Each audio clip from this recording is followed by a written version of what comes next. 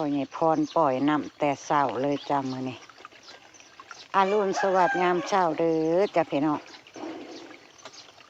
สบายดียามเช้าสบายดีเบิดสุขสุขคนจ้ากับอากาศเย็นกำลังดีเลยจ้าพี่น้องโอ้ลุงพรเราเอาน้ำเข้านาแล้วลุงพรเล่นน้ำแต่เช้าเลยวันนี้ลุงพรสิปลูกแล้วจ้ามือนี่เลิกงามยามดีของลุงพรเลยจ้าพี่น้องยินดีตอนรับทุกช่องแม่น้องบอยคือเก่าคือเดิมเด้อพี่น้องปล่อยน้ำเขาหน้าแล้วก็เคลียร์พื้นที่บ่อนอันปั้นเขาแล้วพี่น้องกองฟางเพิ่นก็เคลียร์พื้นที่เพิ่นให้เรียบร้อยเพื่อมีแนวปลูกกสิปลูกใส่บอนนี้จุดเอาแกบพร้อมพี่น้องไว้ทมผักบัวประบัวจุดแล้วก็สิกวาดใส่กระสอบไว้พี่น้องพอมันเย็นเอาไว้กบพักเนาะพี่น้องเป็นพุ่นกบพักกบนาดินว้าวเราเตรียมน้ำเตรียมล่องแล้วเรียบร้อยสำหรับล่องถั่วล่องข้าวโพดเราพร้อมปลูกแล้วจ้าชุ่มชื่นแล้วจ้าเอาข้าวในไซอีกอันนี้รวยจักในสิได้คนเห็นแต่ควันไฟพี่น้องประบัวตามลงมาลุงพอเราก็ลงมาตั้งแต่เสาคนแหละ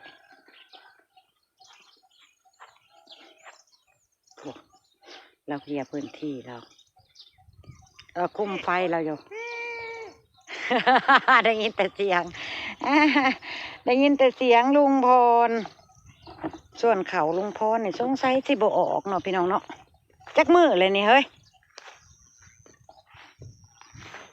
3-4 มือแล้วยังบ่เห็นงอกเขาบ่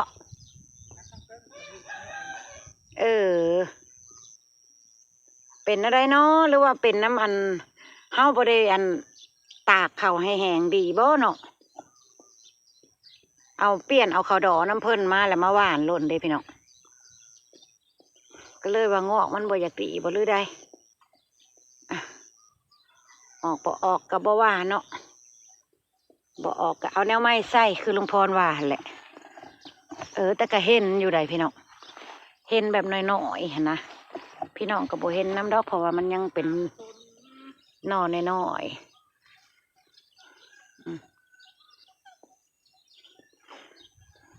ออกพุ่นออกพี่น้ำกับพอดีแล้วบ้านปุ้ยแซ่เพิ่นเป็นกองงามๆไว้ให้ป่าเล่นน้ำเนาะพอป่ามีห่มเล่นน้ำพวกเราเอาน้ำเขาเราเตรียมสิปลูกข้าวโพดแล้วจ้าเราเคลียร์ฟางเราอากาศดีมื้อนี้พี่น้องเมืองในท้องผ้าสลัวแต่ตามพยากรณ์อากาศเพิ่นว่าช่วงบ่ายๆไปสิมีฝนเล็กหน่อยฝนบ่หลายแต่ว่าฝนเล็กหน่อยแต่มันสิมาแถวบ้านปะบัวบ่ฮู้เด้อจ้ะมันลุ้นกันเบิ่งวันนี้มีโอกาสเกิดฝนว้าตามพยากรณ์อากาศเกิดโลดเนาะพี่น้องฝนมันคือข้าวอ่ะเนี่ยวันที่7ทักทายลุงพรสบายดีพี่น้องกำจัดคนก่อนพี่น้องเคลียร์พื้นที่ลุงพรเราเคลียร์พื้นที่จ้ะเฟื่องออกหมดเลยกดจุดแล้วก็เผาแล้วก็เก็บพุ่นแกบนี่ไว้จ้ะไว้กบนาดินพักเขาพักประบัวกันยังบ่เห็นงอกอยู่คืนที่3แล้วได้นี่เนาะคืนที่3แล้วยังบ่เห็นงอกเพิ่นอยู่มันที่ทำเบี้ยข้าวลุงพรบ่ยักเพิ่นก็สิกำลังแต่งงอกค่ะแล้วแต่เฮาบ่เห็นเพราะว่าเฮากบฝุ่นไว้เนาะภายใน1 อาทิตย์นั่นแหละก็สิเห็นเพิ่นงอกออกมาเฮาก็สิใจฮ้อนเฮ็ดปุ๊บแล้วก็อยากเห็นผลงานปั๊บรถก็เป็นไปบ่ได้เห็นแน่นอนพี่น้องเฮ็ดปั๊บก็อยากกินปุ๊บอยู่แล้วน้ำข้าวนาลุงพรไหลรวยพี่น้องนี่เกษตรพรเพิ่นเฮ็ด เป็นหยังเพิ่นจังบ่ขุดแบบว่าเป็นคุมคือชาวบ้านทั่วไปเพิ่นปลูกเป็นคุมเป็นนานเฮ็ดแบบนั้นมันสิได้ลากสายยางโฮดเพราะว่าเฮาบ่มีอันนั้นเด้เนาะ สายยางกับบ่มี เฮาต้องได้ซื้อสายยางอีกพี่น้อง ยางซื้อท่อแบ่ง มานึ่งมาเนิดหั่นนะลุงพรเลยเฮ็ดแบบนี้ยกคู่ยกล่องแบบนี้พี่น้องแล้วก็ปล่อยน้ำเข้าตามร่องเพิ่นดูดซึมกินเองเลยวันเว้นวันสิสะดวกสบายต่อกันเอาน้ำเขาให้เพิ่นเพราะเด้เราเฮ็ดของเราเพราะว่าเราไปเฮ็ดเกษตรอยู่ฝั่งไทยมาเด้เนี่ยตัวใดพ่อเราก็สิอัดตันร่องไว้เนี่ยแบบนี้เราสิเฮ็ดประมาณนี้ลุงพรขึ้นนั่นแหละคือตัวนี้น้ำอิ่มดีแล้วแล้วก็บ่ให้น้ำเขาประมาณนี้พี่น้องนี่ถ้าเฮาให้น้ำอิ่มดีแบบนี้ก็เว้ยวันเว้นวัน2 วันพุ่นแหละ ไป3 วัน หรือว่าอากาศเย็นๆก็3-4 วันเอาน้ำเขาเทื่อหนึงนะพี่น้อง วัน4 วันพุ่นแหละ นี่เราสิเฮ็ดลักษณะนี้ มันดินชายบ้านเฮาบ่คือดินบ้านเพิ่นดอกมันซุ่มในโดนพี่น้องเป็นอาทิตย์ปลูกบ่จัก คือเลยได้เนาะพี่น้องขนาดบ่เห็นเขียวๆก็เห็นน้ำเขาวล่องแล้วก็คือเลยได้ คือบอนสิปลูกสิฟังเลยได้พี่น้องเอ้ยลุงพรนี่เนาะไอเดียดีเติบอยากไปซ่องเบิ่งพี่อันนานพักประบวกกับไปบ่ได้ควันไฟลุงพรผู้พี่น้องไปนะฮะหายใจบ่ออกแน่นอนบอก เห็นแต่พักบัว มันไปทางผูกควันไฟ งามขึ้นแหละ งามบอกพักบัวนะเมื่อวานเห็นหน่อยหนึงมื้อนี้คือสิเห็นบักยาวเลยเนาะ กระยะไปเลย วันเสาร์ประบัวสิซื้อมาปลูกอีกพักบัวหอมแดงนะประบัวสิซื้อมาอีกโลนึงก็ได้หลายอยู่เห็นบอกประบัวปลูกนะได้หลายอยู่พี่น้องซื้อไว้อันเพราะว่าประบัวก็ใส่อยู่แล้วนะใส่อันหอมแดงนะใส่เห็ดหอมเจียวอหย่างนี้ใส่ก๋วยเตี๋ยวประบัวนะพี่น้องปลูกไว้หลายก็ดีคือกัน เพราะว่าประบัวสิบ่ได้รดน้ำเพิ่นแล้วลุงพรสิเป็นคนรดแล้ว รดน้ำน้ำบ่ยากรดลุงพรบ่า นั่นแหละลุงพรเราจะเอาน้ำเขาให้แบบนี้ก็ง่ายเนาะง่ายต่อการดูแลแล้วก็มีแต่เอาฝุ่นเอาปุ๋ยใจให้เพิ่นทำนั่นแหละ เข้านี่เพิ่นบ่ออก ดูแลเพิ่ เพิ่ น นก็ปลูกโพดแล้วเอาน้ำมางงใส่เลยถ้าจะเอาผักบุ้งมาปลูกใส่ ว่านผักบุ้งแก้วชะโลด อันนี้ทางแนมเห็นอยู่ในเขานี่ ถ้ามันมีเนี่ยซ้ำใดซ้ำหนึ่งก็ย่ามันโลนาเถา เห็นแตะเป็นอยู่เด้ มันมีอยู่เฮามันหักบ่ทันได้ขึ้นโพดินขึ้นมาให้เฮาเห็นหลายๆหั่นเด้มีประมาณซ้ำใดซ้ำหนึ่งเฮาก็ย่อน33เอาจักเล็กจักน้อย ปลาเลยไปเถิดเป็นเด็ดปลาลิง ลุงพรที่เอาอันปลาตะเพียนกับปลาปากหน้าพี่น้องไปเจ้าปลาปากหน้าใหญ่นะ มีบ่ ปลาหัวปุ๊บจังหวะแล้วให้เพิ่น ปลาเค็งคืออันเบาเอื้อเบาน้ำเลี้ยงน่ะเอามาลงน้ำแน่ เฮงให้ได้บ่ ปลานิ้นน่ะบ่เอาบ่ใหญ่ไผก็เว้า บ่เอาปลานินบ่มักปลานินมันเจ้าแต่ปลาพวกนี้มันก่อมันนี่อยู่ทางลาวนะขายง่ายพี่น้องช่วงเดือน3เดือน4นี่จะบ่มีแนวกินบ้านเฮานี่สิยากเลยเริ่มอย่างงดเลยในหนองก็ได้เอาขายช่วงน่ะชื่อหัวอาหารพร้อมเลยมา ปลูกให้เซ็ตมื้อนี้แล้วก็เริ่มพาลูกแซมหัวให้มันแล้วซะเห็ดหัวทางเขาทางออกพร้อมนะเปิดปิดเอาไว้งัวเจ้าของเขามาเล่นเนี่ยว่าคนอื่นก็ห้ามผ่านเข้ามาแล้วแหละ เข้าบ่ได้เลยแถวนี้จ้างนายมาทั่วมาแล้ว มีแต่ปิดตายเลยบ่ได้เข้ม เจ้าสร้างจากอันโล 3 โล เราโทรหาเจ้าบอกเมื่อคืนนี่นะโทรหาพี่สาวโทรหาอันป้าบัวจังได้ก็เว้ากันบ่ฮู้เรื่องเมื่อคืนสัญญาณป้าบัวจักเป็นอีหยัง สัญญาณมันบ่จะค่อยดี เมื่อคืนนี่ ลุงพรนั่น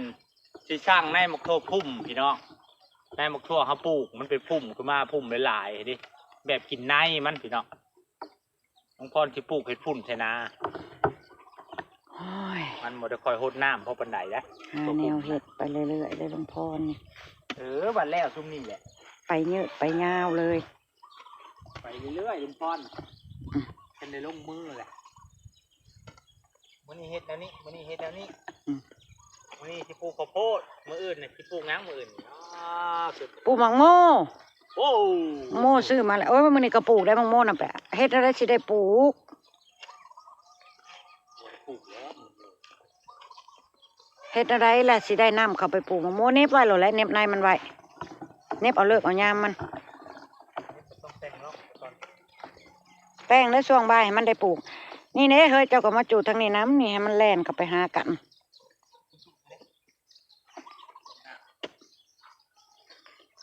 กะซี่คือได้เนาะเพิ่นว่าฝนสิมาช่วงบ่ายกะ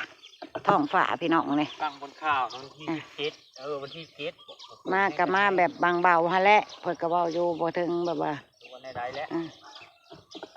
ตกมาแล้วนะลุงพรบริญาณผลเด้อ อากาศท้องฟ้าเป็นแบบว่าบ่เปิดหั้นนะพี่น้องนี่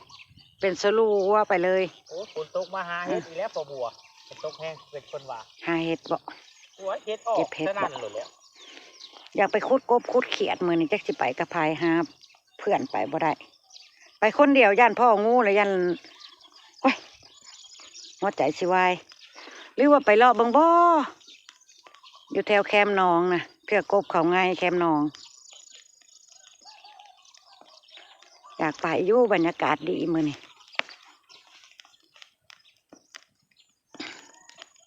โอ้ยหลวงพร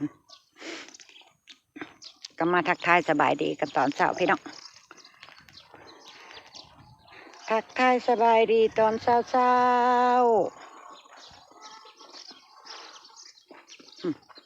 เมืองพวกสวนหลวงพรเพิ่นกะสิเฮ็ดเนี่ยเฮ็ดยาวไปเลยของเพิ่นพี่น้องเอ้ยผู้ลามลงไปหอดผู้ละผู้เริ่มไทยให้ตัวนั้นอีกละบ้อนนี่นะ เฮ็ดยังบ่น บ้อนลุงพ่อนั่น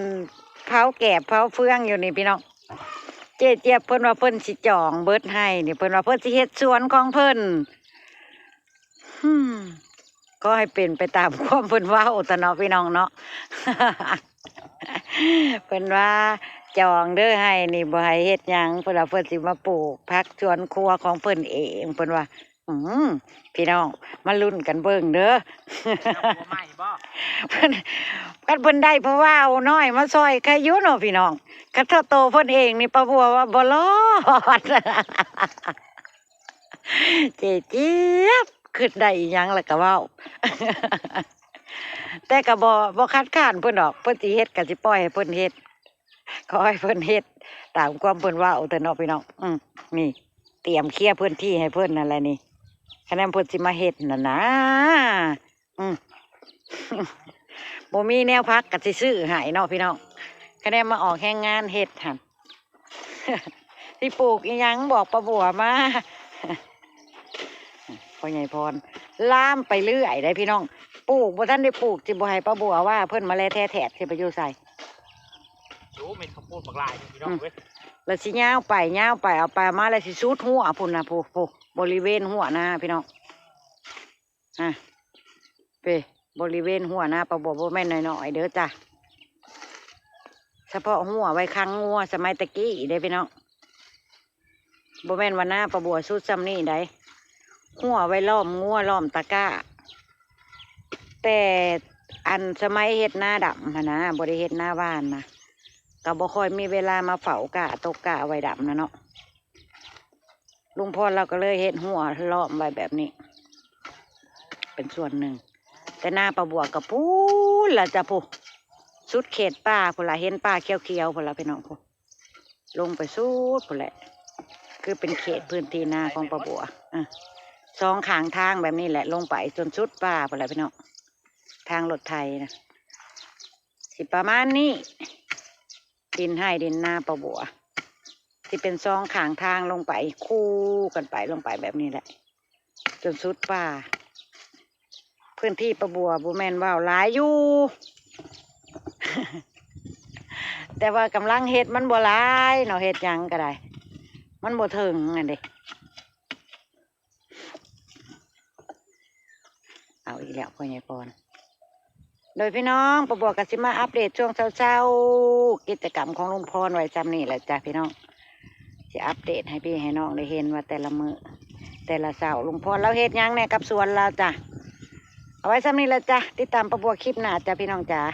ขอบคุณทุกกำลังใจเด้อพี่น้องขอบคุณทุกการติดตาม ขอบคุณทุกคอมเมนต์ที่เม่นเข้ามาเว่าเข้ามาคุยกับป้าบัวกับลุงพรเด้อแต่พี่น้องขอบคุณหลายๆมีกำลังใจหลายๆป้าบัวกับลุงพรก็มีพี่มีน้องเข้ามาเม่นเข้ามาเว้าเข้ามาจ๋านำกะขอบคุณมากๆเด้อแต่เด้อไปแล้วจ้าสบายดีพี่น้อง สบายดีพี่น้อง ไปแล้วจ้า